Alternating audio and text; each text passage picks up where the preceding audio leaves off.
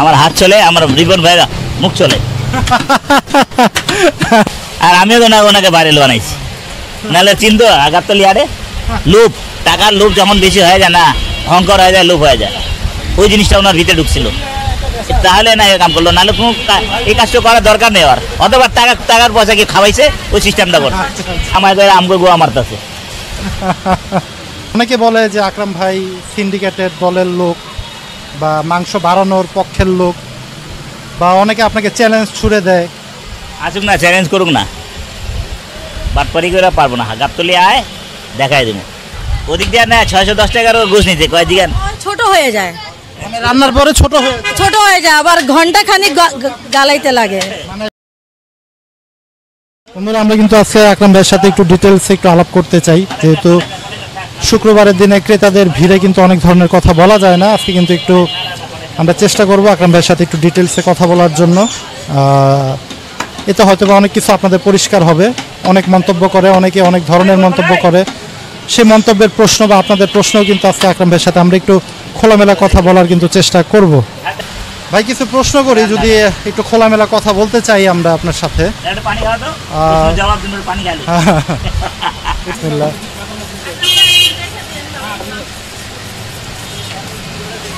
তো যেহেতু আপনারা যা শুরু করলেন না, আমিও যা করলাম, ব্যবসা একবারে কানি দেখাই দেবো। হ্যাঁ, ঠিক আছে, ভালো হইব। চল, আপনার এটা তো আপনার জন্য ভালো। আর আল্লাহর রহমতে তো আপনি থাইমা নাই, ব্যবসা কোনো ঘুমুন নাই ভাই, ঘুমুন নাই ভাই। আপনি তো গোমরের মতো কিছু আমি দেখতেছি না। দেখতেছি, হ্যাঁ। দুই দিন আসছি, আপনি হাতে গরু কেনা দেখান, বিক্রি দেখাচ্ছেন, ওজন দেখাচ্ছেন, সবই দেখাইতেছেন, কিন্তু অন্য জায়গায় তো আমরা 150 কেজি পাঙ্গি ছিল, 2 কেজি শর্ট হয়েছে, এটা 148 কেজি হয়েছে, আরেকটা হলো 104 কেজি, ওটা 4 কেজি বাড়ছে। ওটা ছিল 2 কম 80, 2,80,000, 78,000 আর কি। সবসময় কিন্তু হাট চলতেই থাকে আমাদের আকরাম ভাইয়ের, বেচা বিক্রি হতে থাকে। ভাই, কয়টা গেল আজকে? আমার হাত চলে, আমার রিপন ভাইরা মুখ চলে। আচ্ছা, কয়টা গেল ভাই আজকে? 2টা ভাই, 2টা। আচ্ছা, রিপন ভাইয়ের প্রসঙ্গ যেহেতু ভাই, আবার কি আমরা একসাথে দেখতে পাবো কিনা? ভাই না, কেমনে দেখতে পারবেন? একদিন আল্লাহ যদি দেখায় দেখতে পারবেন। আল্লাহর মর্জি, মানে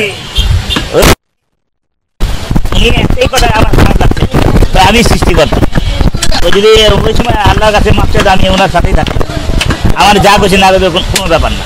মেন কষ্টটা ওখানে লাগছে, মেন কষ্টটা আমার ওই জায়গায় লাগছে। টাকা বাংলা পয়সা দেখে পয়সা বাংলা ভাইরাল কে কারে বানাইছে? আপনার নাকি ভাইরাল বানাইছে?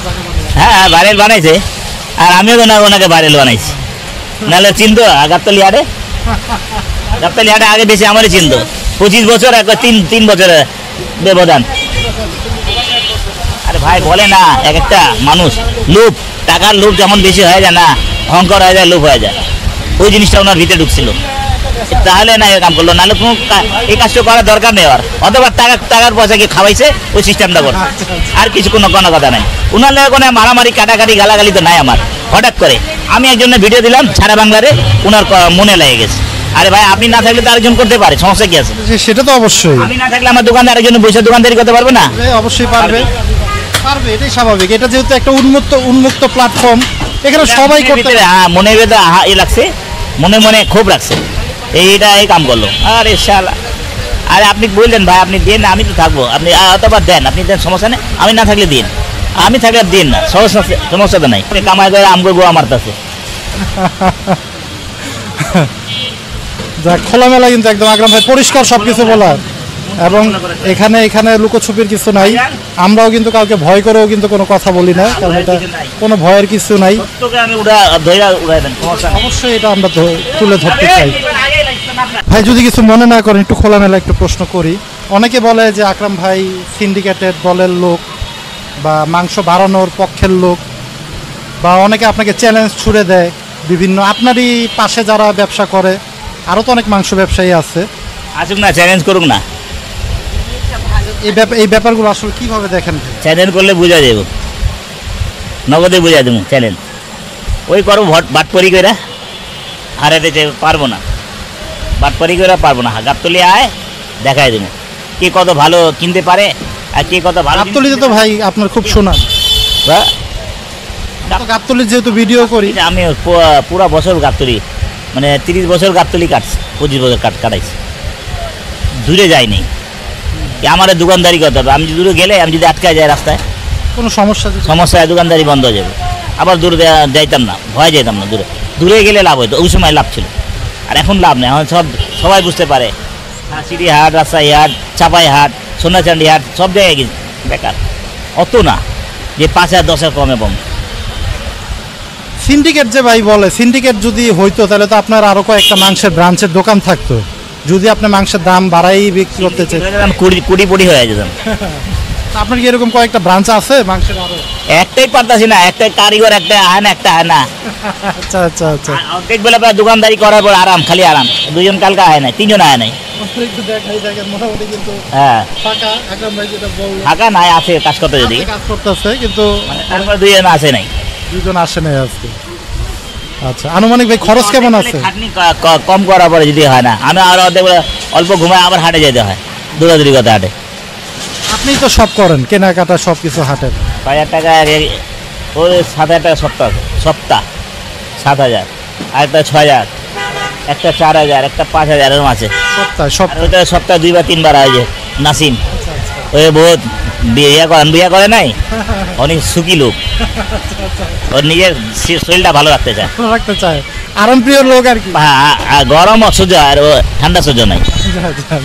ক্রিকেট খেলতো তো, ক্রিকেট খেলে, মানে কুরবানি কাছির মাথা মনে হয়। আর আমাদের একদিন হইলে আরে বাসি নিয়ে মনে হয় ওদিক দিয়ে নিচে, বুঝছেন, গোস একটু হয়ে যাতা, ওদিক দিয়ে না 610 টাকার গোস নিতে কয় দিগান ছোট হয়ে যায়, রান্নার পরে ছোট হয়ে যায়, আবার ঘন্টা খানিক গালাইতে লাগে, মানে শক্ত থাকে। হ্যাঁ শক্ত থাকে, কত করে নিচ্ছেন? সময় লাগে। কত করে নিচ্ছেন? ওটা 610 টাকা করে। 610 টাকার মাংসের, কিন্তু এই যে আন্টি বললো ছোট হয়ে যায়, মানে বড় পিস করে দিচ্ছে। হ্যাঁ একদম এতটুকু। এটা ভালো, এই জন্য তো দাম বেশি হইলে কি আছে, জিনিসটা নেওয়া হয়। হ্যাঁ জিনিসটা ভালো, দাম বেশি দিয়ে কষ্ট হয় না, খাইতে মজা হয়। আচ্ছা আচ্ছা আচ্ছা, জিনিসটা ভালো, দাম বেশি হলে কি আছে, জিনিসটা ভালো। সবাই কিন্তু বলে যে আমাদের দরকার হচ্ছে কোয়ালিটি, দাম দাম কিন্তু বড় ফ্যাক্টর না, অনেকেই বলে। কি সুন্দর, আমি বলবো। কবি হয়ে গেলেন না, এই জিনিসটা হয়ে গেল। একদম তো চর্বি বলতেছে একটু শুনি। আমি কইতাছে আকরামের চর্বি হয়ে গেছে, চর্বি। আচ্ছা, আকরাম ভাই আপনার কি চর্বি হয়ে গেছে? চর্বি না, চর্বি তো গলায় দিব, রেওয়াজ বেড়ে গেছে। আচ্ছা আচ্ছা, বড় এটা যেন 3 কেজি। আকরাম ভাইয়ের ভাবি কিন্তু বলে গেছে আকরাম ভাইয়ের চর্বি হয়ে গেছে। যাক, ভাবি ইয়ের কিন্তু একটু দুষ্টামি ফাইজলামি হবেই, একটু দুষ্টামি হবেই, এটাই স্বাভাবিক। কি হলো?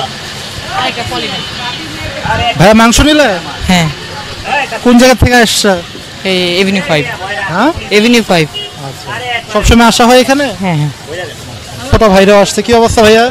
ভালো। আকরাম ভাই দোকানে মাংস নেওয়া হয়? আমি তো বলতেই না। মাংস খাও না এই পর্যন্ত? না, যে নেওয়া হয় মাংস। হয়। কেমন কোয়ালিটি?